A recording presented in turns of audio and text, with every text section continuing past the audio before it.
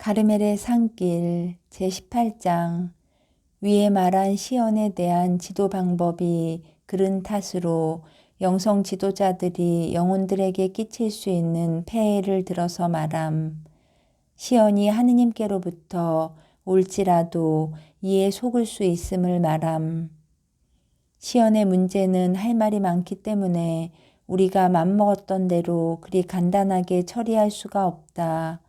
나는 위에서 말한 시연에 대하여 영성인이 취해야 할 자세, 그리고 지도자가 제자를 다스리는 법을 대강 들어보았지만 시연이 비록 하느님께로부터 온다 하더라도 영성인이나 그 지도자가 너무 믿기 좋아하는 사람들이면 쉽사리 해를 입을 수 있으므로 이 폐해를 밝히고 문제를 좀 더 상세하게 다루어도 지나친 일이 아닐성 싶다.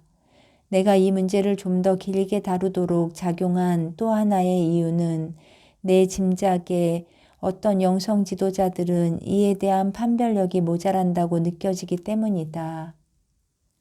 그들은 초자연스런 저 현상들이 하느님께로부터 오는 좋은 것이라고 믿어버린 끝에 하나같이 심한 오류를 범하고 아주 먹통이 되어버렸으니 우리 구세주께서 소경이 소경을 인도하면 둘 다 구덩이에 빠질 것입니다.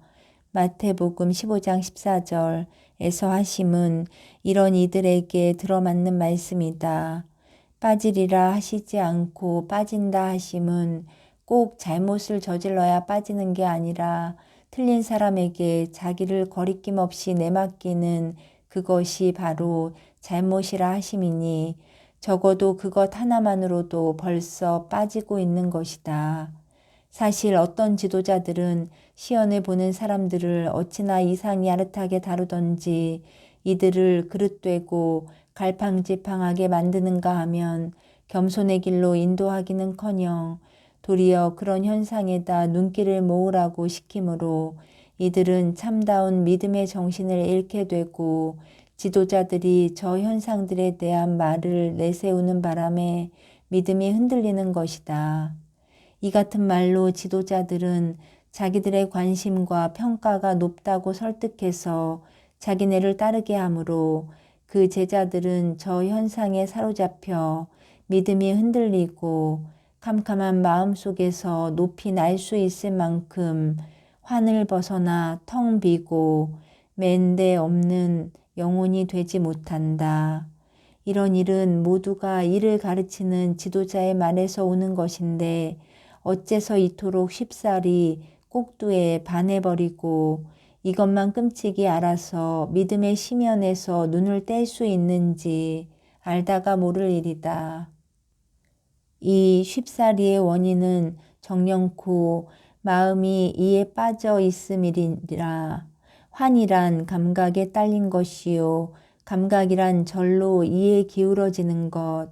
더구나 저 똑똑하고 느낌직한 환이 차려져 입맛을 당기게 하고 보면 고의 신부나 다른 사람이 그런 꼭두를 높이 알아줄 때 이 사실만으로도 제자는 안심코 그들처럼 할 뿐 아니라 자기도 모르는 사이에 깊이 빠져들어서 환의 맛을 들이고 기울어지고 사로잡히고 만다.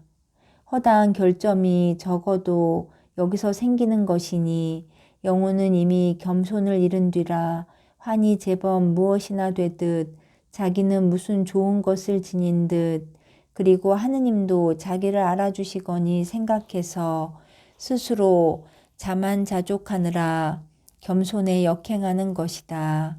한편 악마는 때를 놓칠세라 자기도 모르게 은근히 이런 자만자족을 돋구어 주면서 다른 사람들도 이런 은혜를 받고 있는가, 있다면 이와 같은가, 다른가 하는 생각을 일으키게 만드니 이것이야말로 거룩한 단순과 영의 고요를 깨뜨리는 것이다. 그러나 여기서는 이 같은 폐해들과 이탈이 없이는 믿음 안에 성장이 없다는 것, 그리고 손살피같이 똑똑히 알 수 있는 이런 폐해 말고라도 영혼이 알몸이 아니기 때문에 하느님 눈에 가장 거슬리고 아리송한 폐해에 대해서는 잠시 말을 끊었다가 영의 탐식 및 다른 6가지 악덕을 다룰 때 가서 계속하겠다. 거기서는 영혼이 알몸으로 갈 줄을 모르기 때문에 마음에 달라붙은 보일 듯 말 듯 흐리마리한 오점에 대하여 하느님께서 원하시는 대로 많이 다루어 볼 셈이다. 그러면 우선 영혼을 잘못 지도하는 고해 신부들이 어떠한 투로 나오는지 그 몇 가지만을 들기로 하자.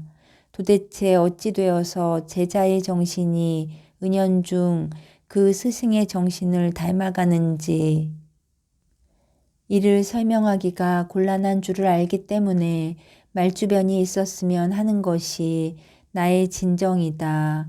그뿐 아니라 이 문제는 매우 까다로우니 서로 관련성이 있는 영의 일인 만큼 하나를 설명하려면 다른 것도 밝혀야 하기 때문이다. 그러나 지금은 다음 사실을 말하면 그만이라고 생각된다. 즉, 영성 지도자가 영혼 안에 막과 흐뭇한 무엇을 자아냄직한 계시 같은 따위에 마음이 끌려 있으면 스승보다 더 나아가지 못한 제자의 마음에는 모르는 사이에 그런 투와 맛이 새겨지게 마련인 것이다. 스승보다 훨씬 나을 경우에도 그 스승 곁을 떠나지 않으면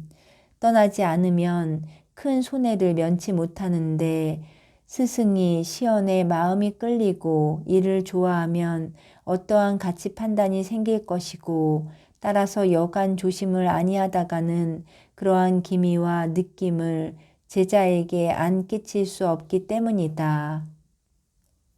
그리고 제자도 그러한 경향을 가지고 마음이 서로 같다면 환에 대한 지식과 높은 평가를 서로 교환하지 않을 수 없으리라고 나는 생각한다.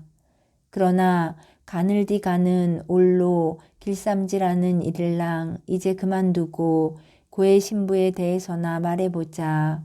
이 고해 신부가 위에서 말한 경향이 있든 말든 간에 조심성이 없어서 제자의 영혼을 해방시켜주고 꼭두에 대한 욕을 끊어주기는커녕 오히려 영성의 화제가 대부분 시연이고 또 시연의 좋고 나쁨을 가려내는 징표가 어떻다고 가르친다면 이를 알아서 더 나쁠 것은 없다 해도 영혼을 그러한 수고와 걱정과 위험에 처하게 할 이유란 도무지 없는 것이다. 차라리 그런 것을 아예 부정해버리고 아무런 관심이 없으면 이 고생 저 고생 시킬 것도 없이 자기 본분이나 다하지 않겠는가. 이것뿐 아니다. 어느 영혼이 하느님의 시연을 가졌다는 것을 알면 고해 신부 자신이 그를 시켜서 자기나 남에 대한 이러저러한 일들을 하느님께 빌어서 보여주시라 말씀해 주시라 하고 그럴 경우 어리석은 영혼은 기도의 길로 그런 일을 알아봄이 옳은 줄 생각하고는 부탁받은 대로 하는 것이다. 하느님께서는 당신이 원하시는 바가 있어 그리고 원하시는 대로 무엇을 초자연스럽게 보여주시고 말씀해 주시는 만큼 우리에게도 보여주셨으면 하는 마음과 그리 됩소사 하는 기도가 옳다고 생각하는 것이다. 그리하여 그 비는 바를 하느님께서 보여주시기라도 하면 들어주심을 보니 이것이야말로 하느님께서 기뻐하시고 원하시는 것이다 하는 생각이 굳어지나 사실상 하느님께서는 기뻐하시지도 원하시지도 않는다. 그 사람은 그 사람대로 하느님의 응답과 보여주심에 따라 행동하거나 믿고 나아가기가 일수일따름 이런 식으로 하느님을 가까이 함에 애착을 느끼므로 거기에 주저앉아 버리고 속이 편하다. 본성적으로 즐겁고 본성적으로 속이 편하다 함이니 실은 잘못 나가는 때가 많고 생각대로 일이 잘 안 됨을 보고 놀라며 자기 나름대로 일이 안 일어나고 안 보이면 하느님께서 하시는 일이 아닌가 하는 의심이 불쑥 일어나는 것이다. 처음 그는 두 가지를 생각하고 있었으니 하나는 속이 그토록 편했으니 하느님께서 하시는 일이라는 것이다. 그러나 이미 말한 바와 같이 속을 편하게 해주는 것은 본성의 경향일 수도 있다. 또 하나는 하느님께서 하시는 일 같으면 자기가 생각하고 아는 그대로 일이 되어 나가야 한다는 것이다. 하지만 그의 엄청난 잘못은 여기에 있으니 하느님의 계시나 말씀은 사람들이 생각하는 대로 혹은 소리나는 그대로 항상 이루어지지 않기 때문이다.